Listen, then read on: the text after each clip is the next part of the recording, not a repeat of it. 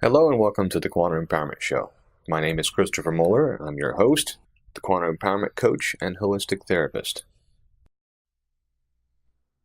Today we're going to share with you an interview we recorded with one of our students. He's a military veteran, one of the soldiers present at Fort Bragg, North Carolina, in the early morning of October 27, 1995, during a sniper attack. You may have heard about it on the news, as I did. One of the soldiers was killed, and 18 others wounded, according to one news report. I didn't know him at that time. I met him in 2017 when he came to me to help him recover from PTSD from that incident, as well as multiple plane crashes he was involved in. He was diagnosed, but the military didn't take it seriously, and traditional psychology professionals have not only had trouble helping him, but the drugs they gave him seriously compromised his mental faculties, including his ability to manage the PTSD episodes he was experiencing periodically.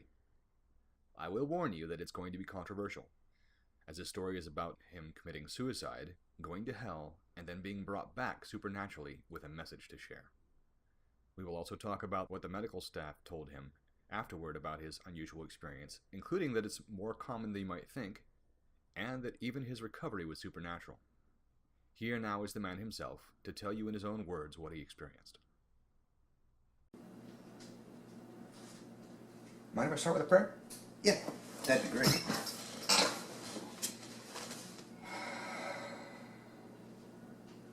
Father, thank you for your guidance and support. We come before you now to do your work, to help share your message and inspire our people to live better lives, healthier lives, closer to you. I ask for your guidance over both of us. Put your words in our mouths, give your ideas to our minds, that we may communicate in a manner that flows well, is understood well, and gets your message out well. Give our minds peace. Let us not be concerned, preoccupied. Help us focus and be clear. Thank you for your grace, your love, and your guidance. Amen. That helped. Good. Me too. So, give me a bit of a background. Well, us. Give us a bit of a background on what was your mindset when you were thinking about committing suicide? What motivated you? How were things so dark that you didn't see any other way to handle things except to get out? Okay. Well, I had a lot of stuff going on. After my leg surgery, I had to change careers, and that was affecting me. Lower feelings of self-worth. I lost my identity almost as far as my career. A lot of marriage problems. My wife and I, she had left. We were looking at divorce. I was very isolated. And also dealing with some mental illness stuff, PTSD, borderline personality disorder. And I felt alone. I felt isolated. I felt like I didn't, have anything I could reach out to. I remember, the night, that I committed suicide. I was on my knees reading the Bible and praying, and I was praying so hard that tears were running down my face, and they were soaking the pages of my Bible. And just praying for, take this feeling away from me, take this from me. I tried different grounding exercises. That didn't seem to work. Even went to cutting on myself to try and get the release of endorphins, change, just to get a moment's, break from it, to try and regain my sanity. But it was just that sense of you're totally alone. I felt like God wasn't hearing my prayers. Felt like God had abandoned me. Mm-hmm. And it was just, what else is there? You just felt like boxed in to where that was the only way out. Mm-hmm. You know, I remember when you talked about it before, when we were talking about one of the times after the fact, you Yeah. mentioned something about one of your experiences since then with demonic presence, Yeah. feeling similar to what you had felt before, and you thought that maybe there had been some presence there with you at that time. I think so. You know, it just that. Gosh, I'm trying to think of how to describe it. That foul smell, that disgust, and you know, there's been we had, you know, looking back on it now, passing demonic presences in the home. Mm-hmm. You'll have to excuse, I'm stumbling on my words a little bit. It's okay. Um, I'm sure this brings up a lot of emotion for you. That yeah, can definitely get in the way. it's almost like a shotgun effect where, Yeah.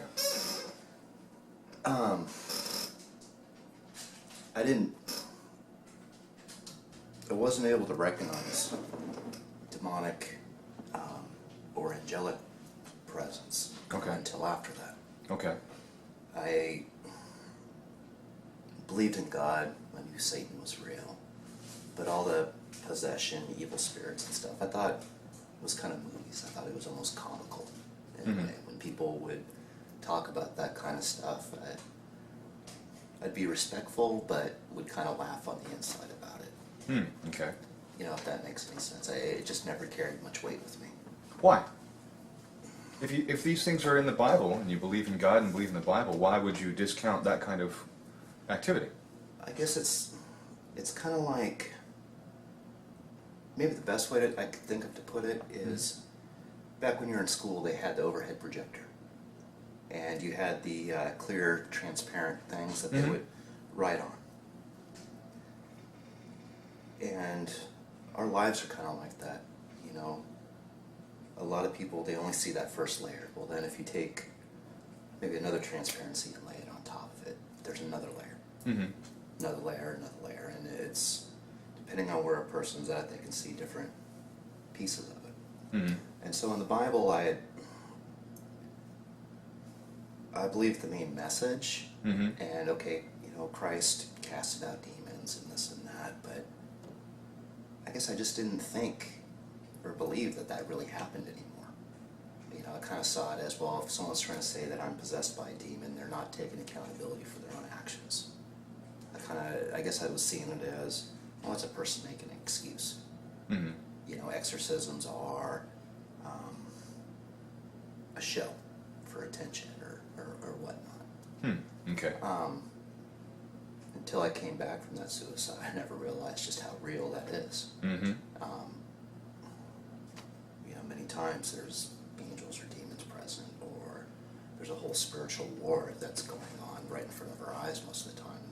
You don't even notice it. Could you speak up a little bit more? You're talking very softly. Oh, a lot of times there's well, not a lot of times, but there is a whole spiritual warfare that's going on right in front of our eyes, and people just don't even realize it. Mm-hmm. And it's just something I didn't know or believe until I came back from my suicide. Okay. So you're saying that you believe that it happened in the past. You didn't believe it still happened. Is that what you're saying? I believe it happened in the past now. I believe it still happens now. In the past, I didn't believe it was actually going on. But what about the stories in the Bible about it going on? So you weren't sure what to believe about the Bible? I wasn't sure what to believe about the Bible. Okay. Whether it was literal or figurative, you know, in Okay. different areas. Understandable. All right. Okay. So let's go back then to that night before you committed suicide. Okay. So you felt like God wasn't hearing you, your family life was falling apart, your professional life was falling apart, and basically those are the main compartments of our lives. Right. And so you couldn't see any other way to handle things. No. You tried everything you could think of, I assume? I tried everything I could think of. You know, Because some people, it's an easy way out. Other people, they do everything they can, nothing works, and then it's the last resort. I tried, I reached out, I tried calling my pastor, I don't know how many, times I called, and no answer. I remember we had met together. I don't know if it was that night or the night before. I can't really remember. I believe it was the night before. And you had helped a lot at that moment. And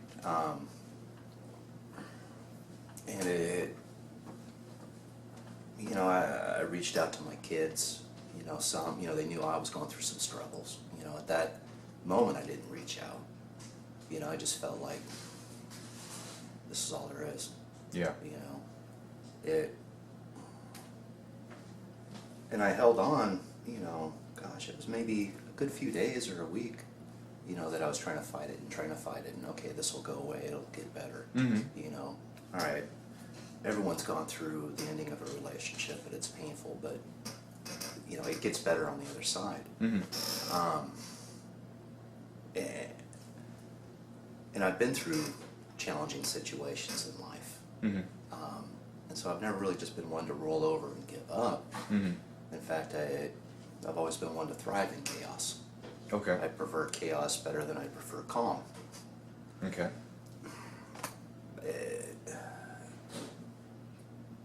I don't know. I mean, looking at it now, there's many other steps I could have taken to prevent myself from getting at that point. I could have gone into the ER. I could have called you at that moment. I could have walked into, my kids' room, knocked on the door and said, hey, this is what's going on. They're all grown.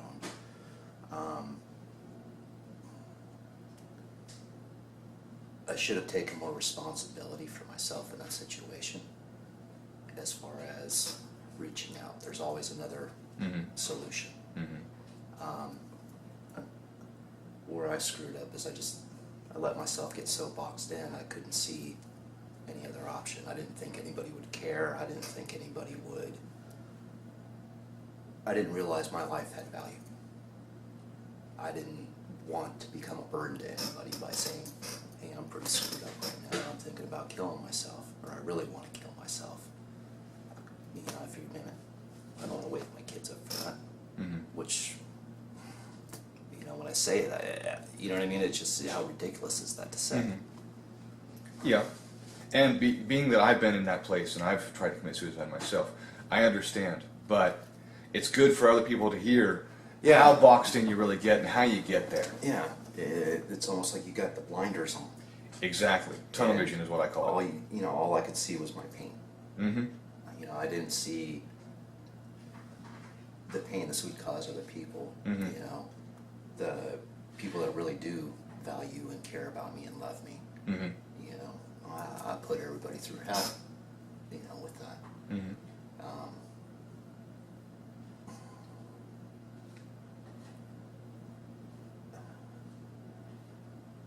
Stumbling. I'm sorry. It's okay. It's okay. You've pretty well finished, Okay. I think, explaining the mindset that you were in. I think we got a good handle on that. Okay. So let's move into what you did.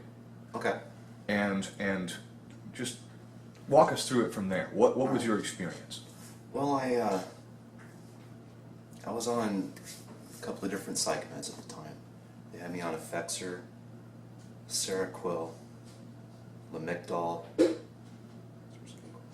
Trazodone, and I think it's Prazosin, Minipress basically.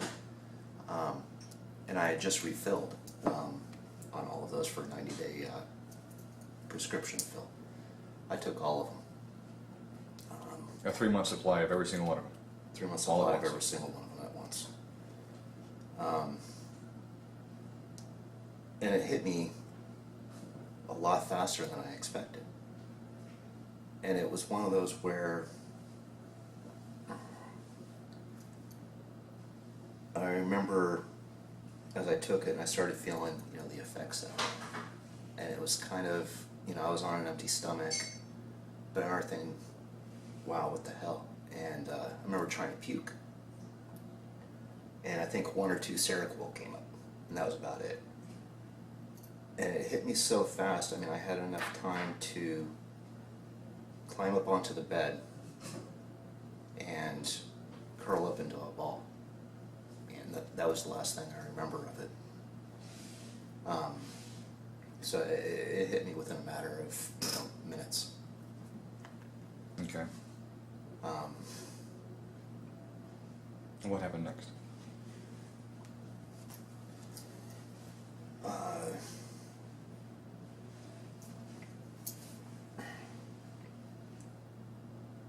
Well,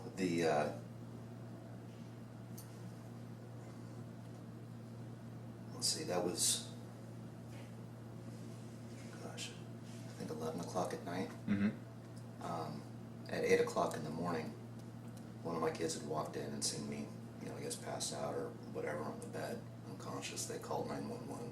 Mm-hmm. They came, put me on a breather bag. Mm-hmm. At some point, I crashed, went to respiratory and cardiac failure. I don't know if it was in the ambulance or whatnot. From there, I was in a coma for a couple days. They had me on life support, and all of that pumped me full of charcoal. Mm-hmm. And for a while, they had to do, I don't know, I think it's a CAT scan where they check for brain activity. Mm-hmm. I'm not really concerned with what all the medical procedures they put you through. Oh, what I'm talking about, right? Exactly. For me, what I remember, I was in hell. I remember seeing my whole life. I remember seeing everything I did, but feeling the hurt and the pain from the other side of people. It'd be almost like Feeling what they were feeling. if I were to punch you, I felt whatever feelings you would feel from it. The physical, the emotional, the mental, kind of thing. Mm-hmm. But I also felt, for each wrong I did, that disappointed pain from God. Almost like, when you're a child and you disappoint your parent, or when your child disappoints you, just that sorrow and sadness you feel. Mm-hmm. I felt that. From there, So you did a whole life review of the different interactions that you'd had, experiencing everything Up to that from point. both the people around you Yeah. perspective and God's at the same time. right. Interesting. And it was, you're alone during that time. You're not able to give any kind of excuse. You're not able to explain. You're not able to, So there's nobody with you, you're just reviewing it. it's like it's shown to you and you feel everything, Okay. of all of it. Mm-hmm. From there, I remember being in a place that was totally pitch black dark.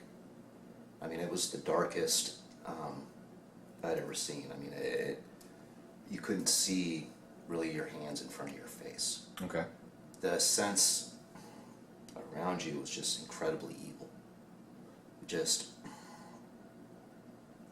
the hair stood up on your skin. Just terrifying. I remember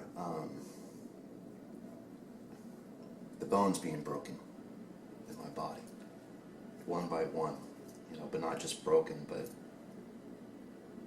crushed, and it would be at random,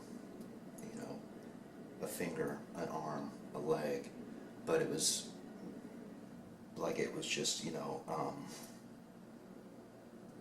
Was something grabbing it and crushing like it? something biting into it. Oh, okay.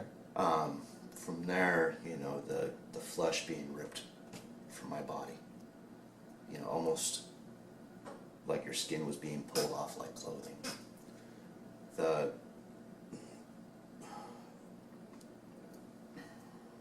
meat being chewed and devoured off your body. Wow. I remember the just that sensation of the blood boiling inside of your veins.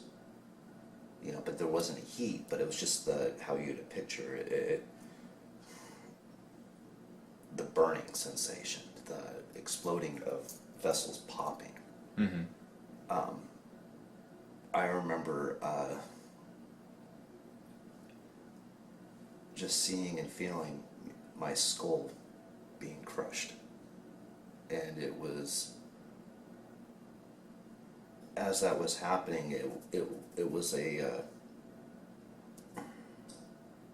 you almost felt a relief of it's finally done. You're finally done being tortured. You're finally going to have some peace. Mm-hmm. And did you ever see any assailants at all?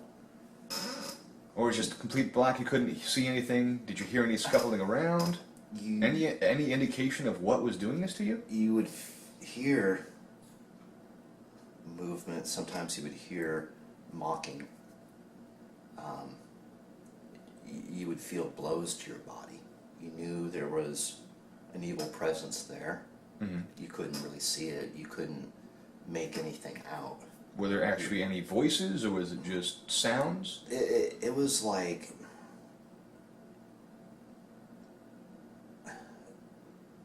mocking, basically, like making fun of you.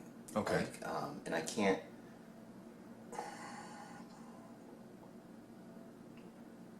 It was almost like a person being beaten, and people are laughing about it. Mm-hmm. You know, it was like you were a person. You were just their prey.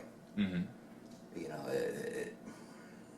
I'd almost compare it to the movies where there's a small child walking through the evil, dark, haunted forest, and there's a bunch of wolves that are pursuing that child.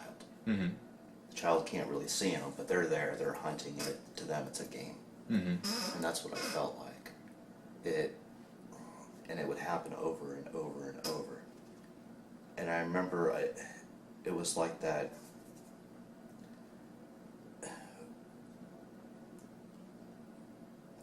There was that temptation or lie there that if you called out to Satan, it would end. If, like, God had abandoned you, Mm-hmm. and if you just called out to Him, all of it would stop. Was that something that somebody said verbally to you, or was it just a thought in your head? It was just kind of that, you don't hear with your ears there. You don't, it's different. It's more like telepathic communication. Yeah, it's like you hear and hear. Okay. And I know it didn't come from me. Mm-hmm. You know, but it was just, you know, that lie. You know, if you call it to me, I'll end your pain. You know, it doesn't have to be like this, you know, come on, you know, kind of thing. Mm-hmm. And over and over this happens. So You know, the skull crushing wasn't the end of it, you said. It was a It just cycle. keep happening. It keeps happening, and then it would start back over. So your body would reform then? Yeah.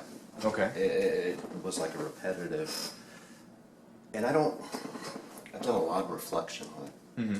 and all kinds of readings on different, you know, near-death experiences and stuff like that.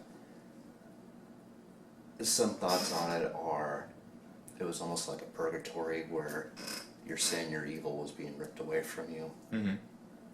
Other thoughts are a penance for the things you did. Other thoughts are a testing, like a proving ground. Mm-hmm. I don't know. I don't know what it was. I mean, I knew why I was in the spot I was in. Mm-hmm. You know, it was my sins. You know, I wasn't a good person before. I knew I was there because of committing suicide. What the purpose of that place was, I don't know. After these cycles happened over and over again, I remember an angel coming down, and it stood between, and I just remember a warm light, a warm glow, Mm-hmm. and it was between me and like the darkness, Mhm. basically. Like the darkness kind of faded, and it was between me and them, and it was, you could kind of make out some shapes at that point. Okay.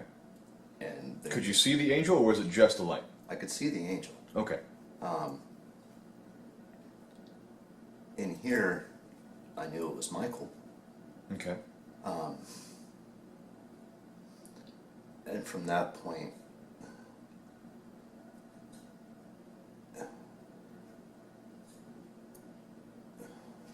What did he look like? People always talk about different things, and we've seen different images and portrayals of angels. Did he actually have wings? it had wings. Okay. I couldn't make out a face. Okay. You know, it was almost Any certain like a kind of cloak. clothing? It was almost like a cloak, and then it not really robes, not really clothing like we would wear. Mhm. Not really.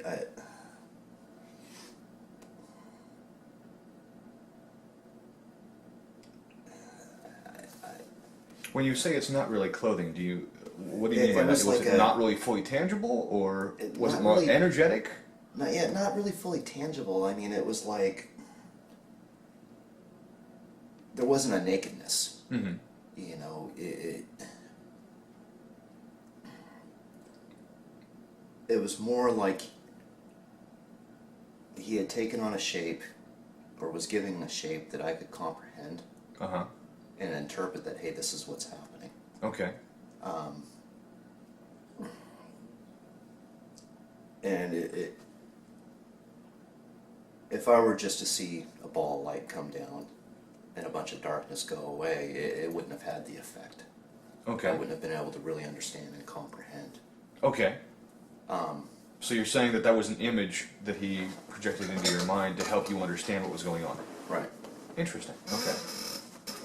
From there, I remember God breathing life into me. It Spiritually or physically? physically. Okay. So you remember experiencing your body again and life being put back into it. Right. Okay. During that point, it was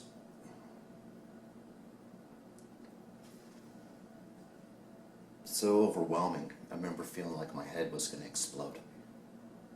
It was like a massive download into a computer.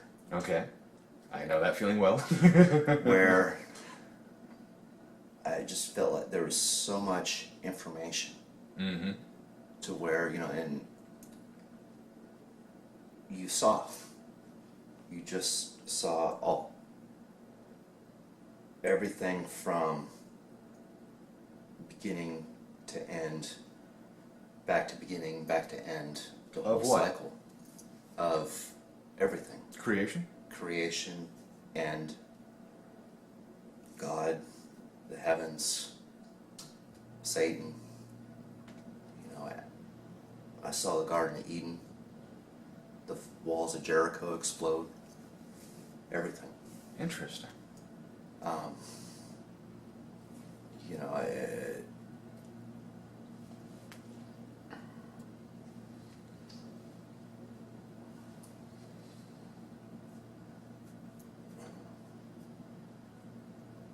That's definitely a lot to process.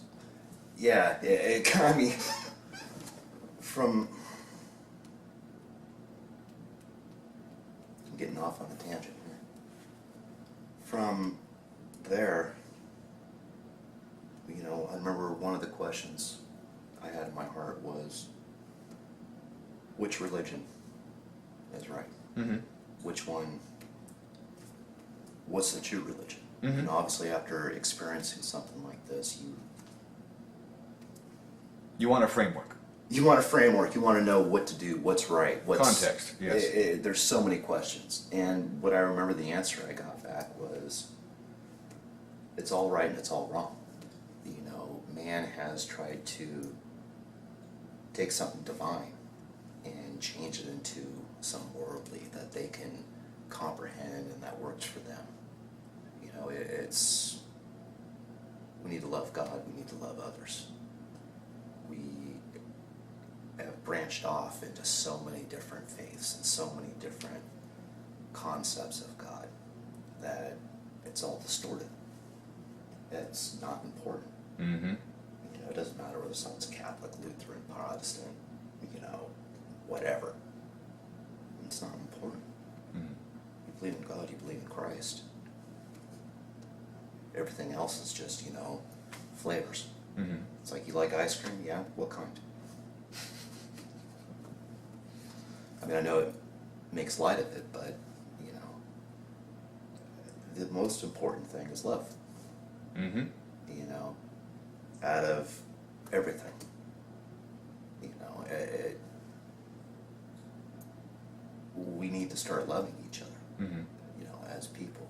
And everything has gone so sideways from that. Everything has changed. Mm-hmm. We're so far away from what God wants. You know, it's ridiculous. Mm-hmm. You know, we're creating our own extinction in this.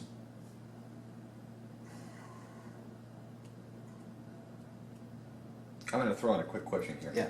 Out of curiosity,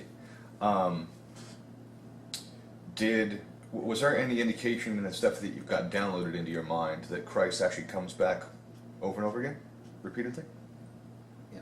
What started these different religions was the same person or being?